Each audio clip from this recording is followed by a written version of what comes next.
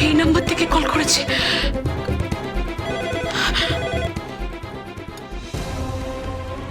Hello, Chatterjee বাড়িতে ফিরছিস?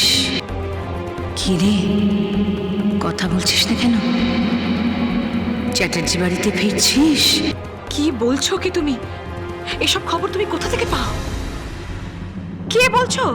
আমি তো সব খবর পাই, সব খবর পাই আমি। সাবধান, একটু ভুল পা ফেললি সব কিন্তু মাটি হয়ে যাবে। খুব সাবধান। তুমি বলো, কে বলছো? এই সব খবর তুমি পাচ্ছ কোথা থেকে? কি করে জানছো তুমি সবটা? দয়া করে বলো, তুমি কে বলছো? মলিনা চ্যাটার্জি অত সহজে ছেড়ে দেবে না। দরজায় দাঁড়িয়ে থাকবে, লোক জড়ো করবে, ঝামেলা করে ঢুকতে দেবে না। খুব সাবধানে। আর হ্যাঁ, ওই বাড়ি যাচ্ছ যাও, কিন্তু সাবধান, কাউকে ভুলো না তুমি স্বাতী না উত্তরা। খুব সাজো, খুব সাজো আজকে। শাখা পরো, সিঁদুর পরো, পলা পরো। তুমি হাসছো কেন? বিধবা সিঁদুর পরছে যার স্বামী মারা গেছে, সে পলা পড়ছে, শাখা পড়ছে। আমি বিধবা নই, শুনেছ? আমি বিধবা নই। মাথার ভেতর কিরকম করছে আমার মাথা। বৌদি, বৌদি, উত্তরা, উত্তরা, কিরে? এই উত্তরা, উত্তরা, কি হয়েছে তোর? মাই গড,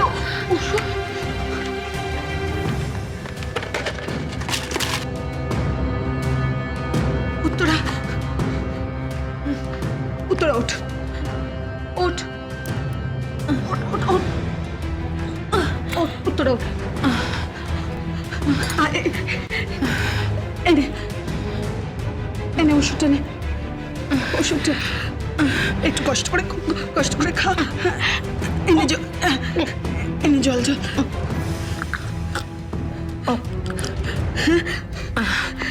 কি রে, কি হয়েছে তোর? হঠাৎ চিৎকার করলি কেন? এই উত্তরা, তাকা। কি রে, কি হয়েছে? কি?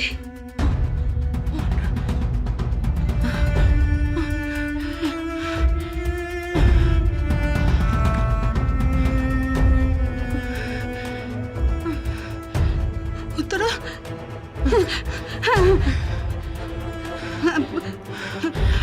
হ্যালো, হ্যালো, কেমন আছো বৌদি?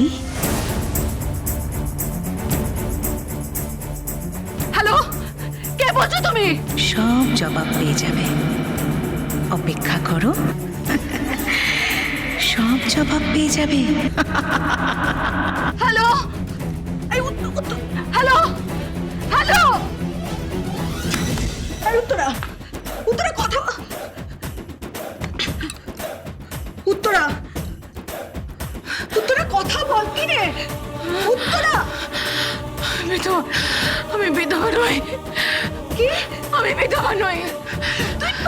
তুই কেন বিধবা নই? আমি বিধবা নই। না, তুই কেন বিধবা হবি? তুই কেন বিধবা হবি? তুই তো সাথে রোজ, তুই উত্তরা, তুই কেন বিধবা হবি? তুই তো শুধু অভিনয় করছিস। তুই কেন বিধবা হবি? আমি অভিনয় করছি, আমি অভিনয় করছি, শুধু অভিনয় করছি আমি। হ্যাঁ, জানি তো তুই অভিনয় করছিস। শান্ত হ, শান্ত হ, শান্ত হ, শান্ত হ বাবু। আমাদের এখন বেরোতে হবে।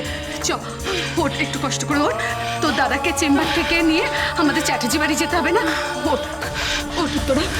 দিদি, এ দিদি, দিদি নেই? কি হয়েছে মদন মামা? এ দিদি কই রে? মাসি তো সামনের দোকানে গেছে মোবাইলে টাকা ভরাতে। কেন, কি হয়েছে? তোমার চোখ মুখ এরকম লাগছে কেন? খবর আছে বুঝলি, কিন্তু সেটা ভালো খবর না খারাপ খবর সেটাই বুঝতে পারছি না আমি। কি খবর? কিচ্ছু মাথায় আসছে না, আমি কিচ্ছু বুঝতে পারছি না। আরে কি হয়েছে বলবে তো? কোনো বিপদ ঘটলো নাকি? বিপদ বলে বিপদ। আমাদের উকিল বাবু লোক মারফত খবর পাঠিয়েছে। কি খবর? ওই স্বাতী চ্যাটার্জি, আরে সঞ্জয়ের বোন, হ্যাঁ, রাখি বন্ধনের মা সেজে যিনি ঘুরে বেড়াচ্ছেন, ওই তিনি কোর্ট থেকে অর্ডার পেয়েছেন ছেলে মেয়েকে নিয়ে এবার থেকে এই বাড়িতে থাকবে। কি বলছো কি তুমি? ঠিকই বলছি।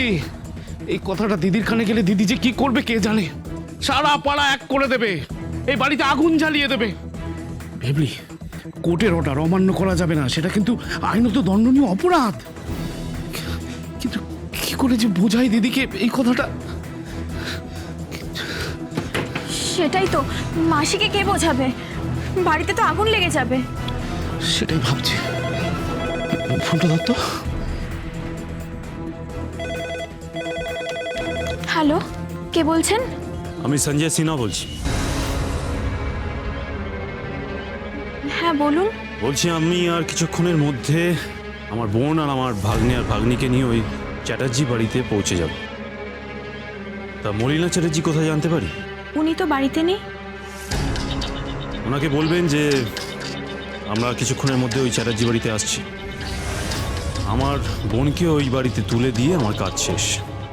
আর হ্যাঁ, ওর ঘরটা যেন একটু সাজিয়ে গুছিয়ে রাখে, পরিষ্কার পরিচ্ছন্ন করে রাখে। বহু বছর পর আমার বোন ওই ঘরে যাবে, ওই ঘরে ঘুমোবে, সে তার নিজের অধিকার ফিরে পাবে।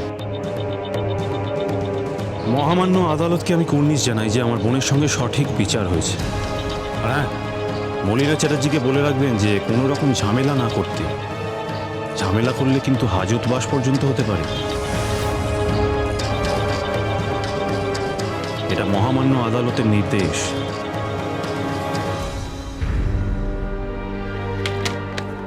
কিরে ভেবলি? ওই রাখি বন্ধনের মায়ের দাদা, ওরা খানিকক্ষণের মধ্যেই আসছে। বললো ঘর পরিষ্কার পরিচ্ছন্ন করে রাখতে। আর আর মাসি যদি কোনো ঝামেলা করে তাহলে হাজতবাস পর্যন্ত হতে পারে। সে তো জানি, কিন্তু এখন আমি কি করবো বলতো? আমার তো কিছুই মাথায় আসছে না। দিদি শেষে কি করবে কি? আমি জানি না উনি সত্যি সাথে চ্যাটার্জি কিনা। যদি সত্যি হয় তাহলে তো ওনার এই বাড়িতেই ফিরে আসা উচিত, সবই তো ওনার। কিন্তু কিন্তু রাখি বন্ধন এই বাড়িতে ফিরে আসবে, এটা ভেবেই বড্ড ভালো লাগছে আমার, বড্ড আনন্দ হচ্ছে।